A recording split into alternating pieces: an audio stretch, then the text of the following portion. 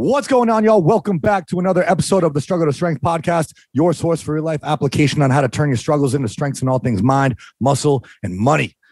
I am your host, Josh Levine, and I am joined here by my longtime friend and my co-host, Travis Hatch. And today we have Travis Bell, the bucket list guy, who's going to teach you how to build a bucket list far beyond your wildest dreams. Honestly, some of the stories he shares are hysterical and things that you never thought would be on a bucket list.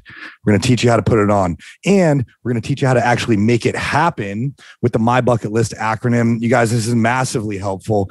We're going to teach you how to reverse engineer your life and work on your life instead of in your life. You'll be amazed at what you can accomplish. We're fired up and you will be too. So please stay tuned. Before we get into it, we ask that if you love this episode, give us 5 stars on Apple or follow on Spotify. Share us on your socials. You can find me at Josh Levine Fitness, Travis at Travis Hawks Media. Links are in the show notes. That's it. Get ready to change your life. It all starts with your bucket list. We'll see you inside.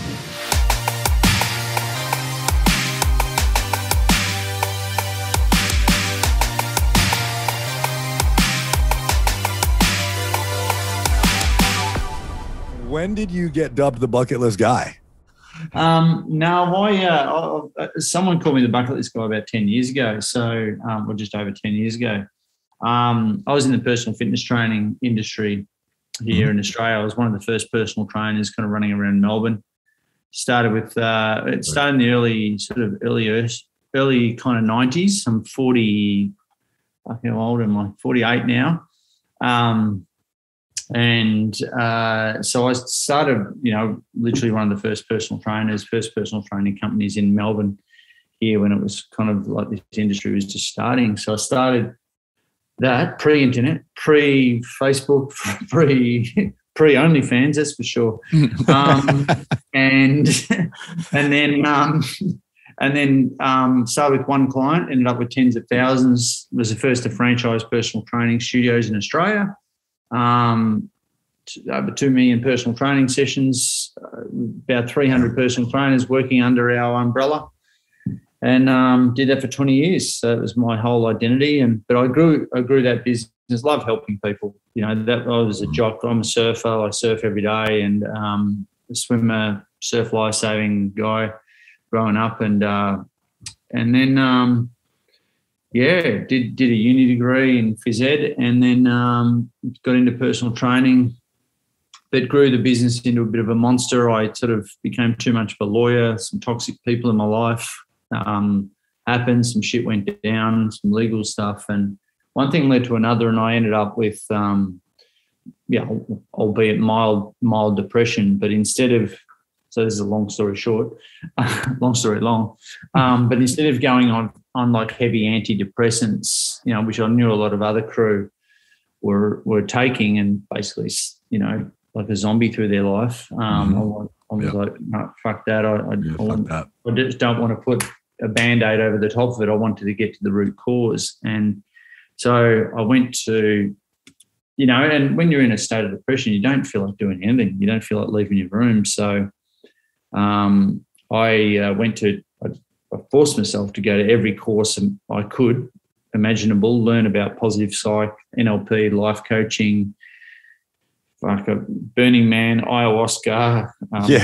Walked on fire, hugged it out with big Tony Robbins. I hugged it out, high-fived with strangers on weekends, went to every course, sat in the front row, ran to the back of the room when they told me to, just dropped my credit card whenever they told me to, just did every course known to man. And I did work out some stuff. And then it was about 2 years into that kind of journey, and a friend of mine said, Trav, you're in all these seminars all the time. Why don't you teach this shit?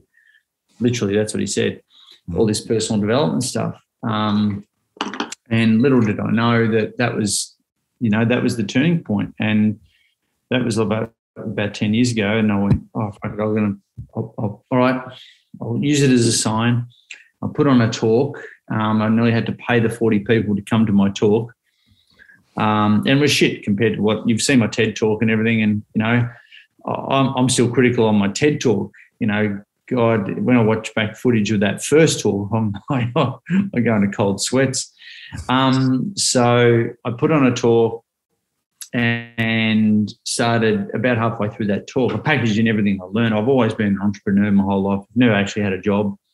And I've, about halfway through, I started sharing the fact that I had a list to do before I die. I had one written down since I was 18, right? Years and years earlier. I picked it up in a Robbins book or something like that. And I had my little blue list, my little list written down. I've still got it here today. And wherever I went, shared housing, I had my little blue folder with my list. No, it was always my compass for getting out of bed in the morning, especially in tough times. It was my true north and why I got up in the morning and built businesses, made decisions fast. And I started sharing the fact that I had one of these lists. And I said to the 40 people in the room, who else has got one of these lists to do before you die? Mm-hmm. It was like, donuts. I was the only freak in the room. And so I said, why do you want to earn money? Why do you want more time? What's the deal? Why do you want to build businesses? And everyone's like, oh, I don't know, pay off the house, put the kids through school, do a bit of travel when I'm older. I'm like, yeah, probably sicker. So right at the end, Joe, one of the participants, said, hey, how's all this list to do before you die stuff? It's really fired everyone up. It's like a bucket list. You're like the bucket list guy. And I went, ping, light bulb moment, went home and registered the bucketlistguy.com. And I was on the internets and on the Google machine. I was like, who's like the Mac Daddy? Who's like the king of bucket lists in the world? Oh, look, no one. Fuck it. I'll call myself the world's #1 bucket list expert. And I'll put on my website. And, yeah, the struggle is real. That's awesome. It fell into your lap. Well, it was around this, it was serendipitous because, around the same time, old mate Tim Ferriss had come out with his, 4-hour work week book. Yeah. And that was one of the, that and the E-Myth, I think, were the two biggest, pivotal kind of books that I ever read. And, here I was with all these gyms with bricks and mortar because at that point, I defranchised my whole business. I sold off some of my studios, defranchised the whole lot, and gave them 6 months to rebrand. I was just over it. I really was over it, and not over the personal training, but over that business model. And then the whole online world was kind of starting. And here I am with all these commercial leases and burden and overhead and bricks and mortar. And I'm like, fucking Tim comes out with his book and he's running shit from a hammock in Thailand. And I'm like, oh, dude, that's that right now. That is freedom for me. That is a sexier business model than what I was doing. And so I just went right into it. And I'm like, all right, well, if I'm going to be the bucket list guy, I love speaking. It's my big domino that I really had to push over, that it did affect a lot of other areas of my life. So, and I love coaching. I love, coaching one to many from the stage, and that's what I've been doing, ever since. And so the book and this took me 10 years to write too. So it's only this freaking thick. That's pathetic, isn't it? But talking about procrastination and perfectionism, a whole battle. I could write another book on that.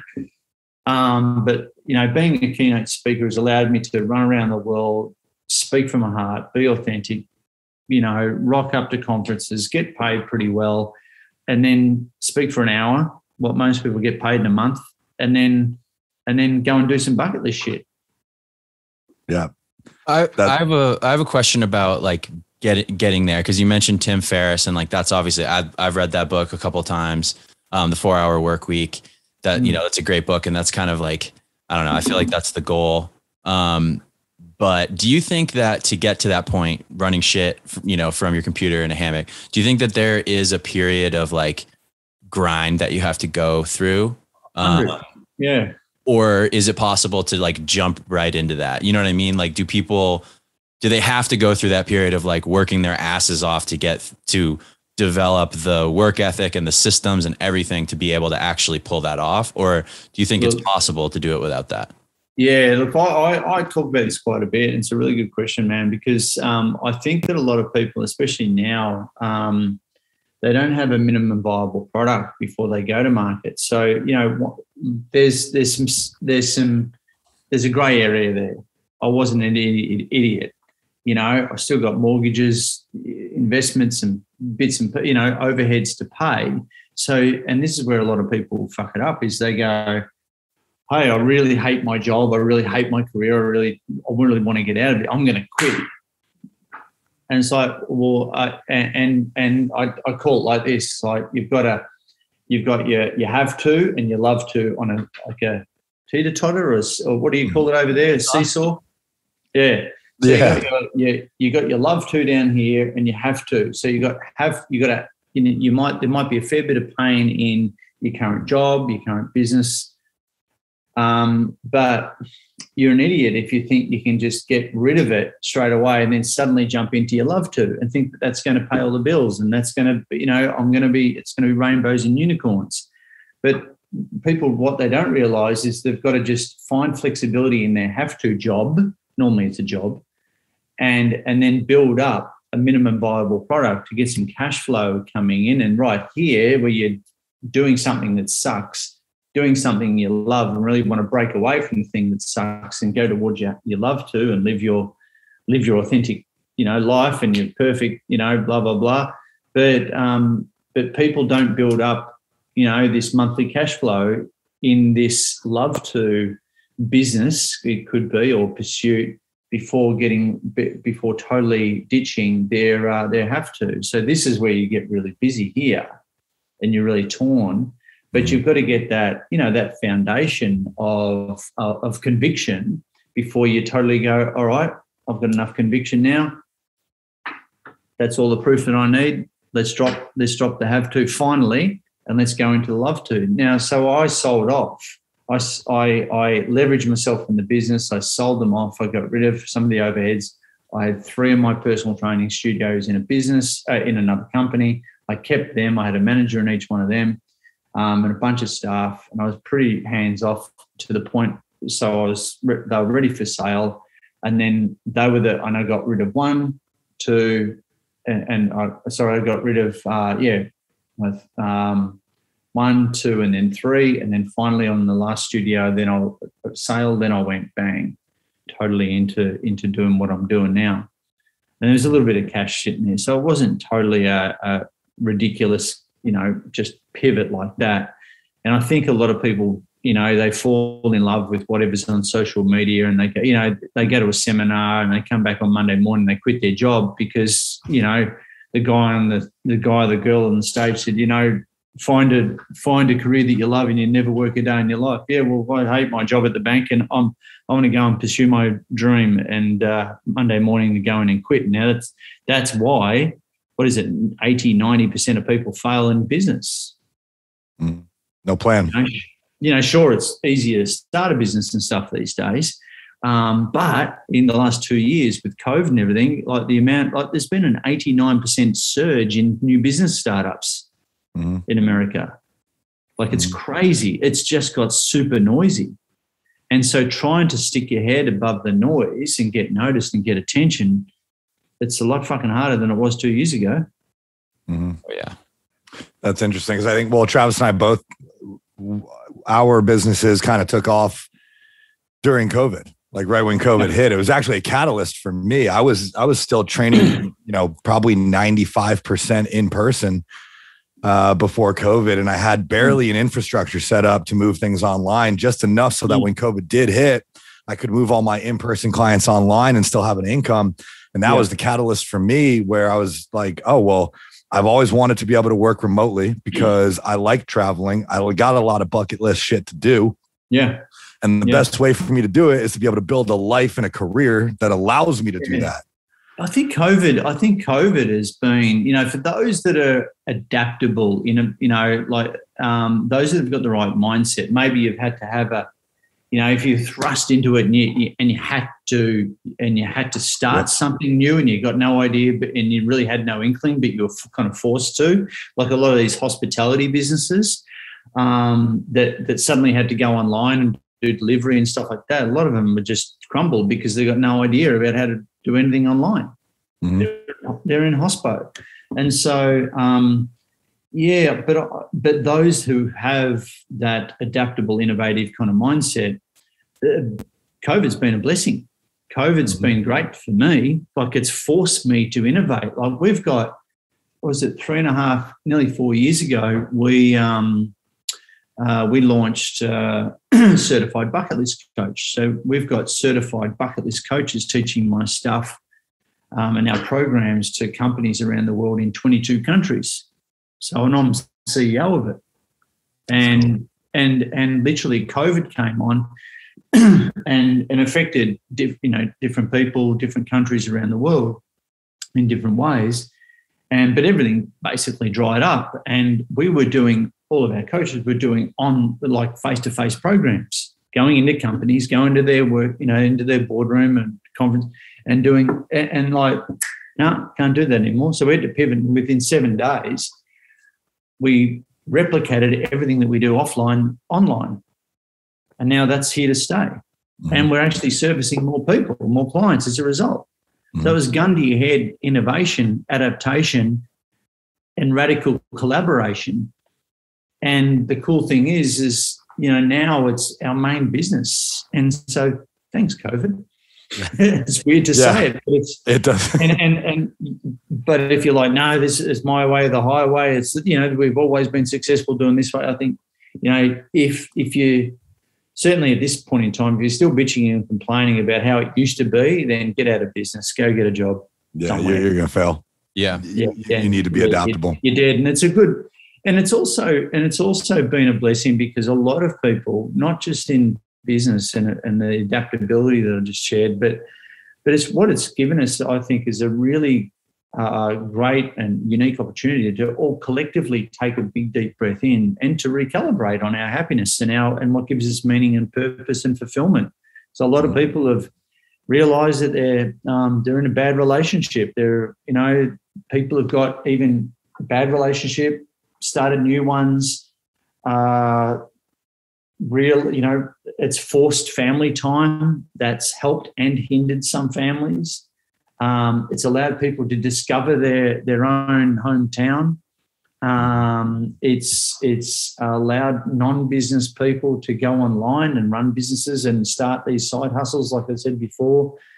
And it's allowed us all to adapt and like fail forward faster. We've all given each other, like we had a few stuff ups getting online with this morning, and maybe 2 years ago we'd get really pedantic about it and go, oh my God, it's not working. It's like now we don't give a shit. It's like, yeah, well, fuck, just shit happens because you're running online businesses and we're doing this online, and it's like, like no one really gives a shit as much as they used to because we're all kind of just thrown into this world of having to just adapt. Mm-hmm. The amount of online presentations that I've had to do over the last couple of years has been crazy, mate. The amount of, and it's pretty unique when you're doing a presentation. I'm here at my home, and I'm doing the dog and pony show in front of I did one on the weekend into Cambodia. There's like 300 people on there. Wow. And they're all on mute. And normally when you're dropping jokes and you're trying to make, aha moments and like you're getting nothing back, it's like super fucking awkward. And normally you're signing books and you're getting selfies and all that right at the end. And the host goes, all right, Travis, thanks a lot for your time. Anyone got any questions? They're all on mute, no questions. And it's like, all right, thanks for your time, Travis. Bye. And you're like, guess I'll go upstairs and get a coffee. Where's the love? Where's the people in? So it's been interesting, but the amount of, here's the funny thing, the amount of cats' bums that I've seen over the last 2 years, like people working from home and their cats jumping up on their laps and then just turning around for a hug and the cat's ass just facing the camera. It's funny. 1,000% increase in cat bum sightings for sure. That's it. There's got to be some website around that. There's a statistic around that. I like what you're saying, though, man. I mean, I think a lot of people have probably viewed what's happened the past couple of years as things that happened to them and not really identifying what they're supposed to learn from it and what they can take from it, what they can improve upon. And I think your mentality, it seems like you've been this guy. of glass is always half full, of, get her doing some crazy bucket list shit. I've been there a number of times, and like, okay, well, what can I learn from this experience? It's inherently negative, but you can learn something from it. Yeah, I haven't been through, when I say mild compared to what I've heard since, I was never, sitting there with a gun down my throat. I was never, never thinking of ending it all.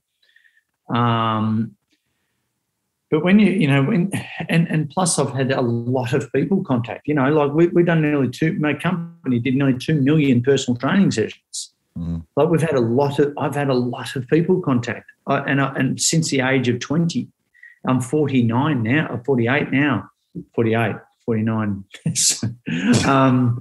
So I've just have a lot, and being around, like as a keynote presenter too, I've just had exposure to people all over the world in a lot of different ways and their psychology.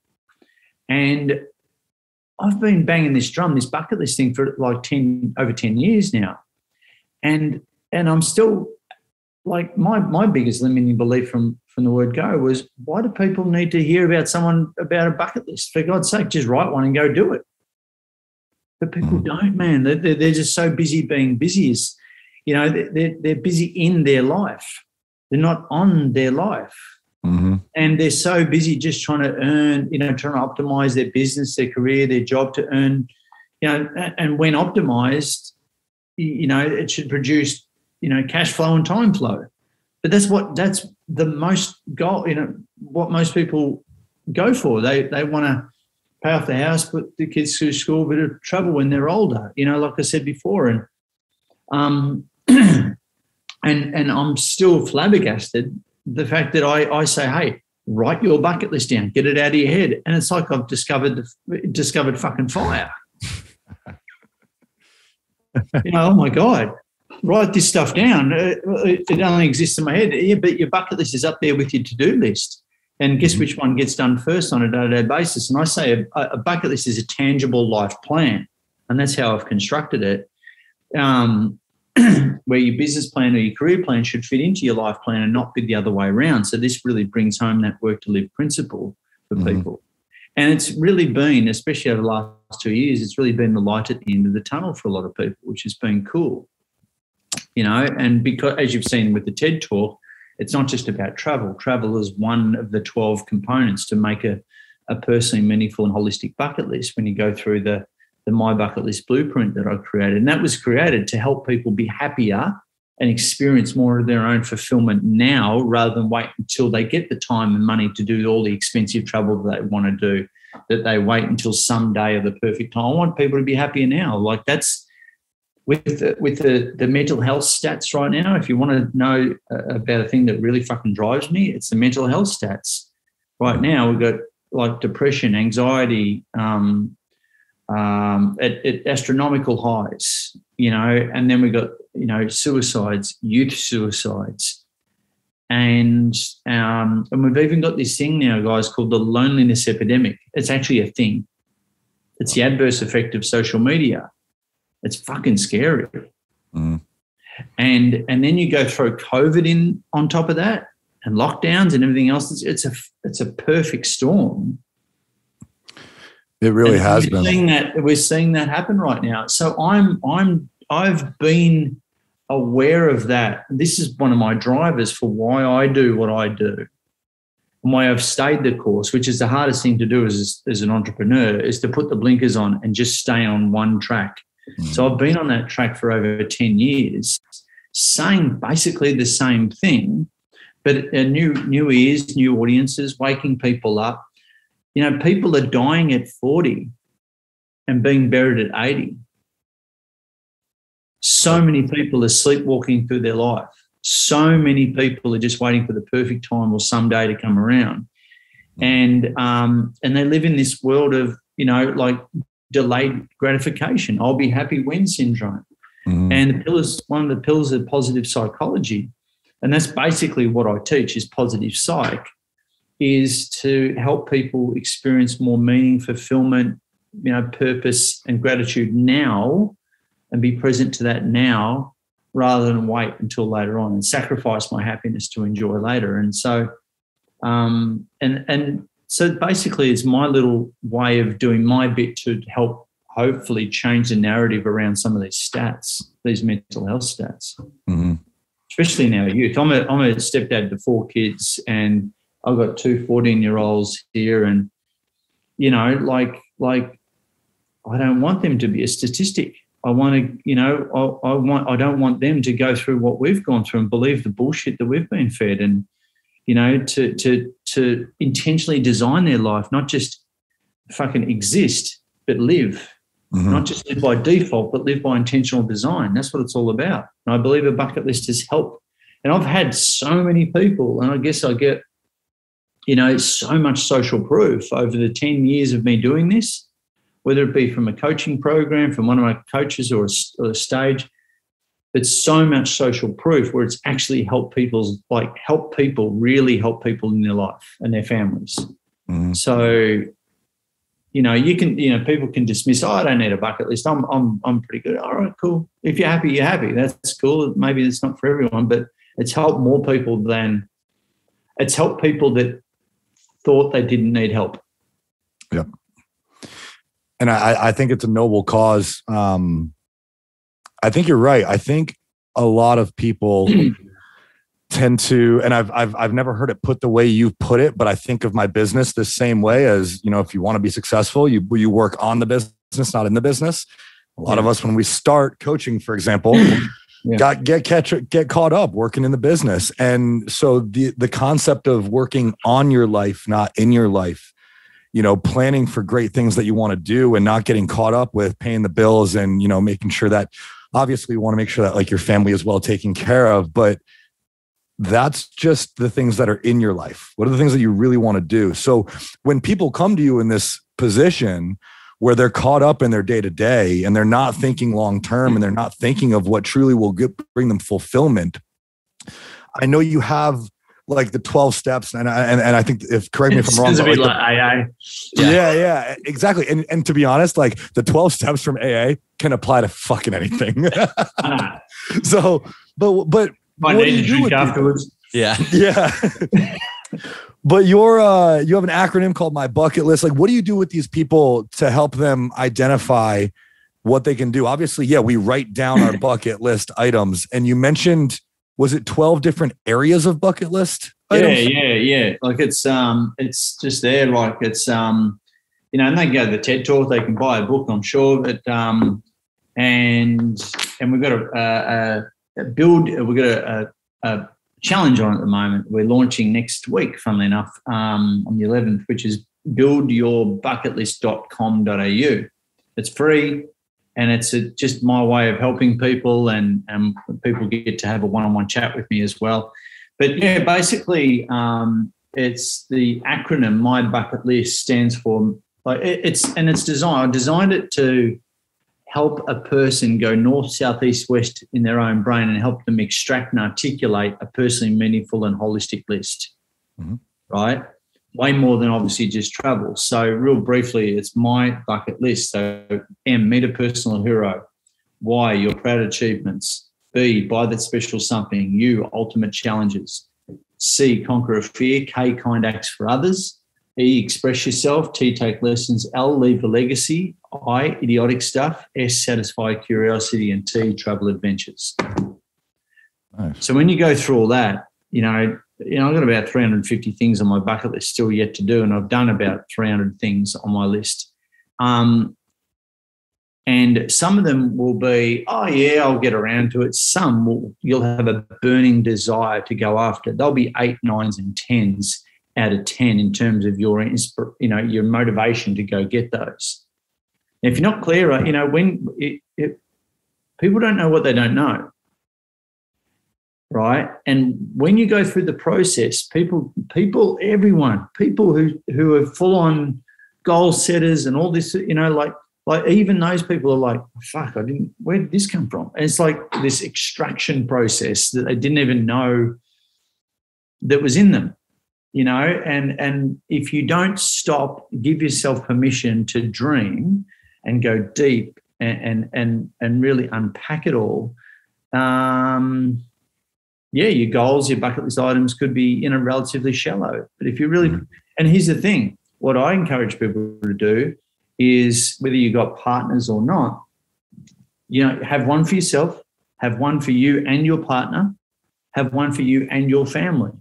And they all should have their own individual ones as well. That's where it gets interesting. And then we go into companies and we do a company bucket list. Now that gets interesting. That's cool. And some people, here's the thing, people want to do some weird fucking shit in their life. That's a whole other book. Some of those people. You've got one that's like NC-17. I get tagged on the socials. I get tagged on the social. I get sent footage. I get sent GoPro footage. I get sent crazy shit and just lists of people. And I'm like, can you actually do that? Is that legal? Is this legal? All right. Hey. The gray area. Yeah. It comes with a disclaimer. Life to be lived. Yeah. I'll give you a quick. I'll go to stories. Yeah. I do this concept because we're guys having a chat here. I'll just. There's got heaps of stories, but I had two guys. That one of the guys come to my event. His name was Caleb, and he was like a base jumper and all that. So he's fucking nuts, but he's a cool guy. We're still mates today. And he's travelled around the world base jumping, and he's a skydive instructor and that sort of thing. He's loose, and he's like, come to my event, and he's written down. He wants to go to a church. He's Australian. He wants to go to a church and go to evangelist church and go up the front in a big white robe and just, get saved and then fall down, and do all that shit. I don't know if you're religious or not, but that's funny. I just don't. All right, cool. And I'm like, yeah, that'd be an experience. That's cool. Yeah. So that S category, satisfy curiosity, he just went nuts in that category because he's like just come up with these weird and crazy. And he's like, and my mate in Africa, he reckons you can go and do this like witch doctor voodoo ceremony in Africa, in some deep, dark place in Africa. I went, So years went past. I get sent GoPro footage, right, of these dudes in Africa, like with war paint and shit all over and blood on them. They go, yeah, like this. and also footage of him getting saved, or reborn or whatever the hell, at the front of a church, surrounded by all these, a whole black congregation. I don't know. They look really out of place, and he's like gets up from the being saved, and his mate's obviously filming, and he's like come back to the camera going, yeah, it's like, I love that. So it's really heartwarming stuff as well. You got all the stupid stuff and all the heartwarming stuff, and people. It's not. Here's the thing. It's not just about the ticks. It's really about all the cross off, the checks, and it's really about how a person reverse engineers every aspect of their life in order to make this stuff come to fruition. Right? It's the growth of the person on this journey towards these self-imposed destinations, but most importantly, it's about the person that exists on the other side. Mm-hmm. And that's the person we don't know yet. Mm-hmm. That we think we know, but we don't know yet. That's where I want all your watchers and listeners, guys, is to get curiously excited about your potential, about what exists on the other side, because you've got no fucking idea, and you've got no idea about what you're actually capable of experiencing and doing. Mm-hmm. Now, if that doesn't, pump you up, I don't know what will. Yep. That's the surprise that people get, is they go, I didn't, I didn't know I did this thing, and I didn't know I even wanted it. And before you know it, one guy became a triathlete, an Ironman triathlete, because, put on his bucket list his first 5K run. Mm-hmm. Before you know it, his whole life changed. His relationships changed. He stopped drinking. He stopped being on antidepressants. He lost a bunch of weight, and his relationship, started hanging out with different people. His job changed, all because he had more energy, and now he's an Ironman triathlete. He's done like 3 or 4 of them because he's in my event, and I was right place, right time, but I was in my event and he was scared and he was drinking, smoking, and, doing the whole bit as a bikie. And I had to force him to enter a 5K run at my event just so he'd do something at the event because he didn't want to be there. He was forced that he was basically in a chokehold by his mate to be there. Mm-hmm. I've for sure seen personally and in my clients, but myself, I know what you say about becoming a different person is extremely powerful. Like it really does happen.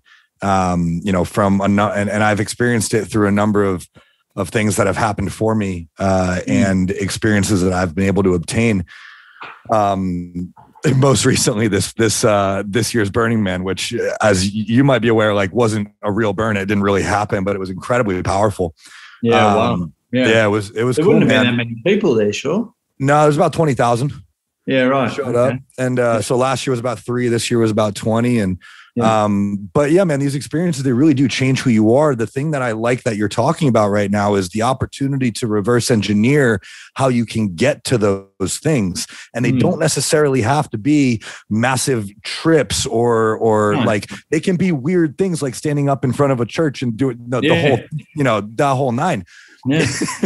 So when people are reverse engineering some of these things, I imagine that can be a process. What would that look like from an example? No, the key is to, and you would have heard it before, it's even probably a tattoo on some, but when the why is strong enough, the how will work itself out. Mm-hmm.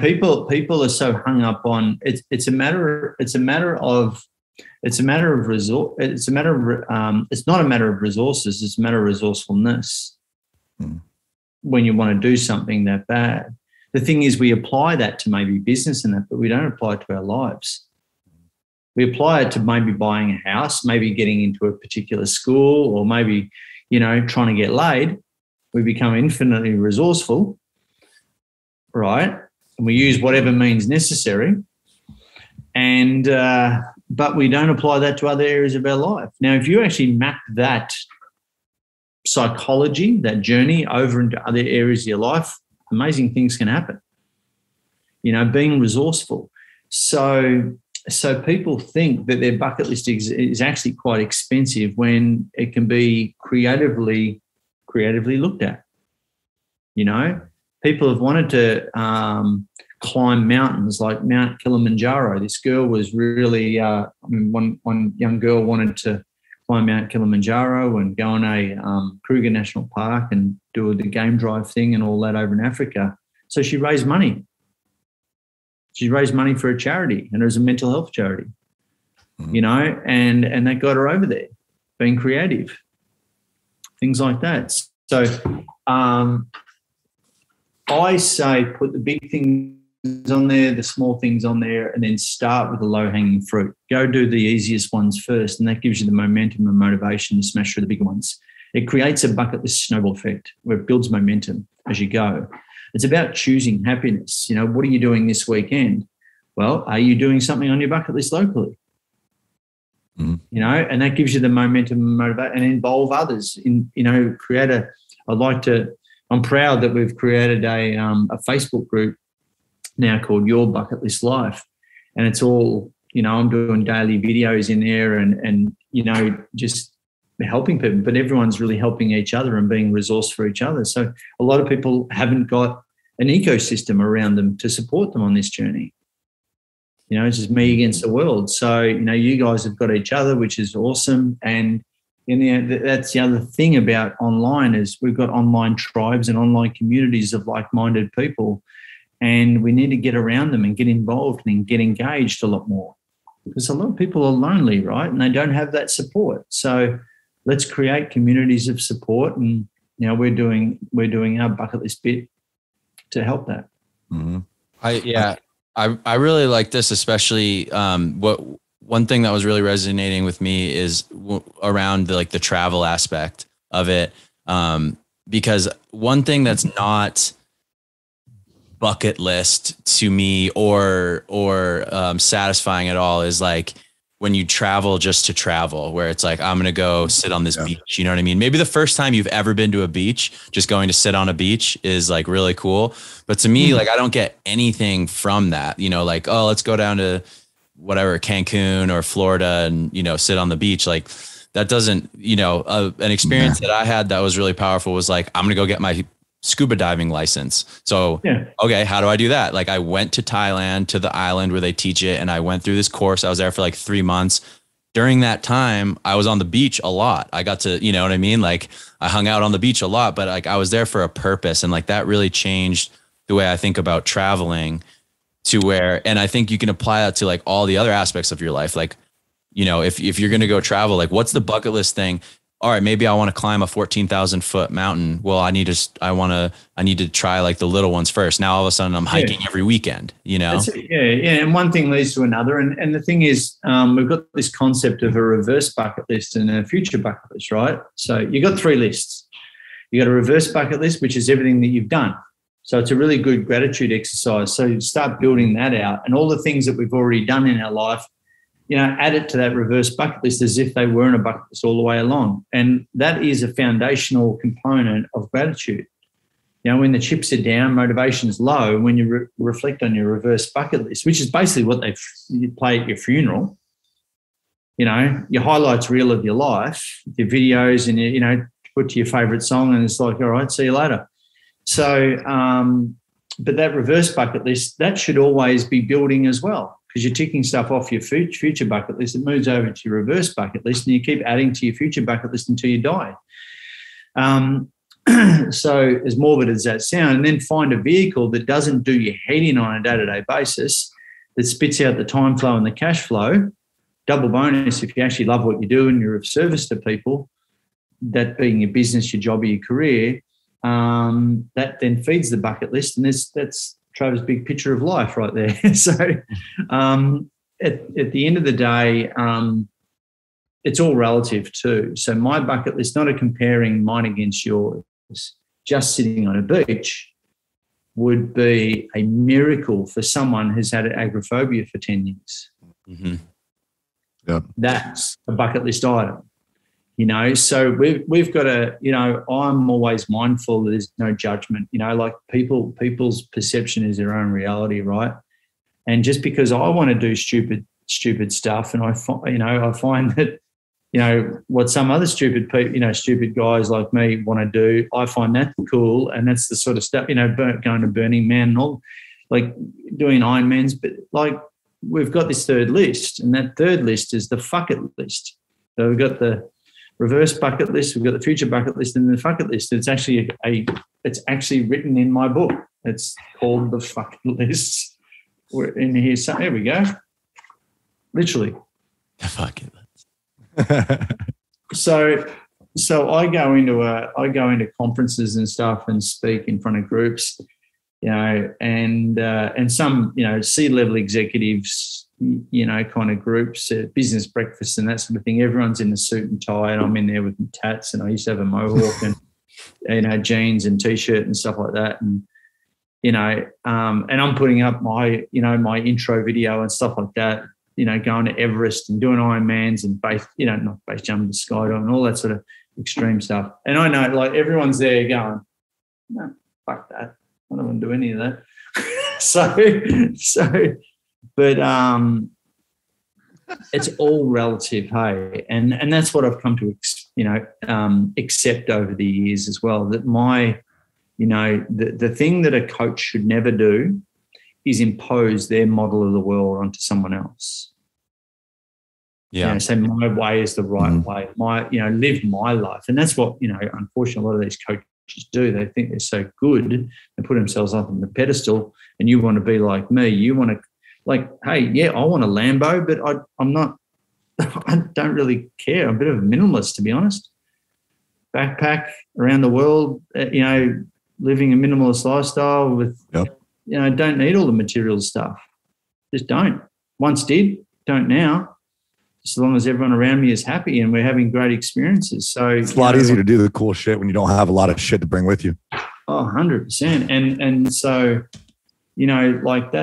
that perception is very different for a lot of people. And so when people, share their bucket list experiences, it's received with a complete no judgment, because I don't know their life. I don't know their model of the world. And as long as they're pushing the envelope, as long as they're getting outside their comfort zone, and these aren't just to-do list items. Mm-hmm.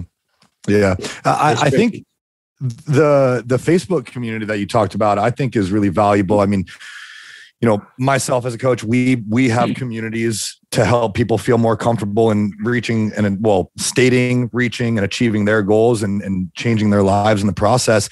But I'll never forget, on one of my trips, one of my bucket list trips, actually, I was on a plane, and Travis and I have talked a lot about bucket list destinations, and we throughout college were able to travel pretty well. And I was on a plane, and I was talking to this older couple. I think they were in their late 70s, early 80s, and they were talking about all the cool shit they'd done. They had a bucket list, like they had it down. And I had places that I wanted to go, and this is strictly travel related. This is before I started thinking of things like, the people that I want to meet, the things that I'm proud of, exploring curiosity and all those things.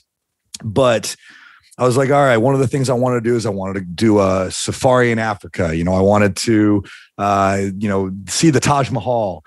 And it wasn't until I met someone who could take that one step further and make it that much more incredible, when this older couple, they said, no, you got to go to Africa. Well, they didn't say you have to. They said, we went to Africa specifically to see the buffalo migrate. We wanted to go at the specific time of year to see the buffalo migrate. We wanted to go to see the Taj Mahal when there was a full moon over. We wanted to go to, like Travis went to Thailand when they were doing the Thai Lantern Festival. Yeah. And it got me thinking that, like you said, like there's more. There's people playing a bigger game. I'm always surprised. I think I do this just to steal ideas from others, to be honest. Yeah. And like that's the thing. You got to stretch that imagination. We get so locked in our way of thinking that until we get around communities, and by the way, that I've got a Facebook community, your Bucket List Life Facebook community, which could be, because we've got a Facebook breakdown today, that could be an OnlyFans community by the end of the day. Who knows? Yeah. But or now a LinkedIn group. I don't know. Yeah. But at the end of the day, you've got to get around people. You've got to get around people that are playing a bigger game.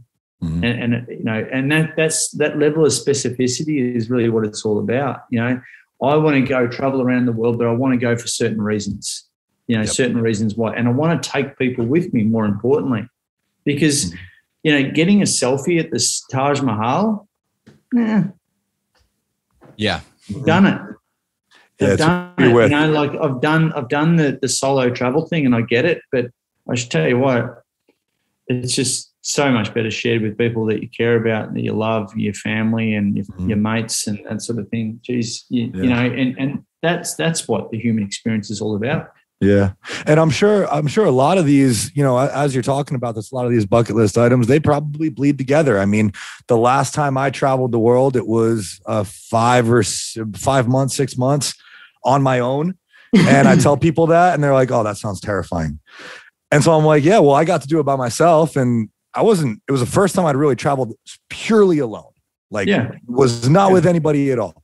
And it's an interesting experience, isn't it? It is. It was something I wanted to do. I learned a lot about myself. Yeah, you do.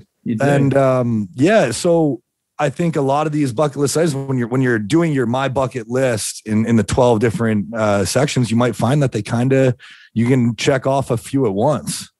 Yeah, but if you don't think about it, you just go by the default, and you go the tourist route, and you just follow the bouncing ball. And so putting some thought into this is, I think, one of the best investments you can make. Yeah, I agree. I think so. I think, to everybody who's listening, I'm working on mine. I've had a small bucket list. It's never ending. No, it's never ending. But mine, until learning about you and the way that you break it down, I really like the way that works. And mine was kind of small, Vanilla. It was in the way that I thought of it. It was, travel destinations, it was experiences. And so, yeah, you've definitely broadened my horizon. Here's a little tip, Josh. So if you just write out your normal bucket list, right? And just put the word nude after each one. Don't threaten me with a good time. Yeah, my bucket list just got a lot longer. I got to do it once, and I got to do it nude. Yeah.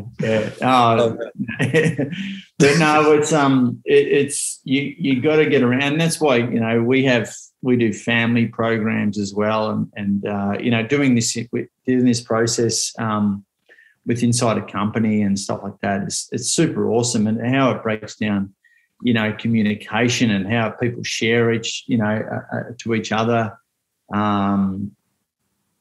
Look, it's just so cool. Culture and mental health and engagement and I'm blown away every day. I get feedback from our stuff out there each day, and it just blows me away that how it's seeped into people's lives in a really unique way.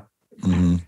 Yeah, it's really cool, man. I like the work you're doing. I think it's impactful, it's powerful, and it's cool to see that you're changing lives in a lot of different ways. So I highly respect it, man. And to all of our listeners, I'm gonna make some adjustments to my bucket list, but I highly recommend your Facebook group is called My Bucket List Life. No, it's called Your Bucket List. Your Bucket List Life. Yeah, go in there, join that. I'm in there doing videos every day when the thing works, and connect with me on the socials if they work. Bucketlistguy.travbell is my Insta, or whatever your social media drug of choice. Just hopefully you'll find me on there. Mm-hmm. Yeah, I'm absolutely gonna. I would really like to keep in touch with you and continue to develop a relationship. And of course, if Trav and I ever come back to Australia, we'll have to hit you up. What about you guys in America? We're in Colorado. Well, I'm in Texas right now, but based in Colorado. Yeah. Ah, cool. Yeah. Yeah, man. Like, and I recommend to everyone, like, where do you start? And I get it off Amazon, or just don't get the e-version, get the print version. But I've written the book like as a workbook. So I want you to abuse the book.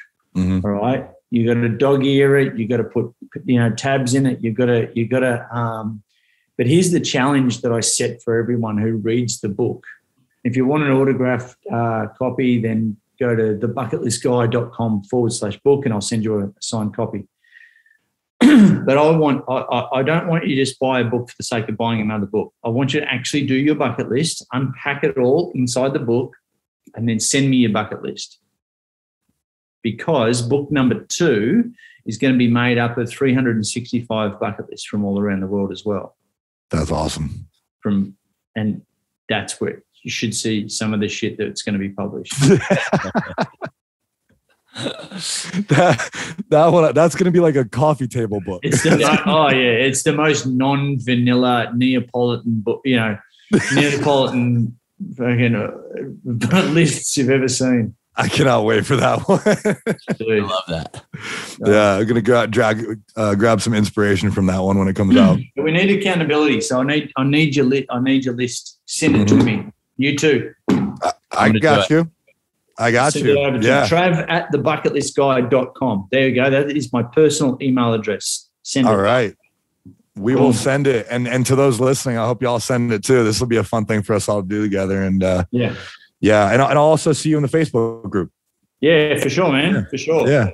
Well, welcome you in there and anyone else. Yeah. Awesome, man. I appreciate that. And yeah, I really appreciate you coming on, man. Like I said, I really like what you do. You've got a cool story. You're helping other people. You're making a huge impact in the world. And I really enjoyed it. I really enjoyed this conversation, man. So thank you. No, my pleasure. My pleasure. Absolutely. Cool, guys. Thanks heaps. Yeah. Thank you. We'll be in touch. To everybody who tuned in, thank you for tuning in to another episode of the Struggle to Strength podcast. We'll see y'all next week.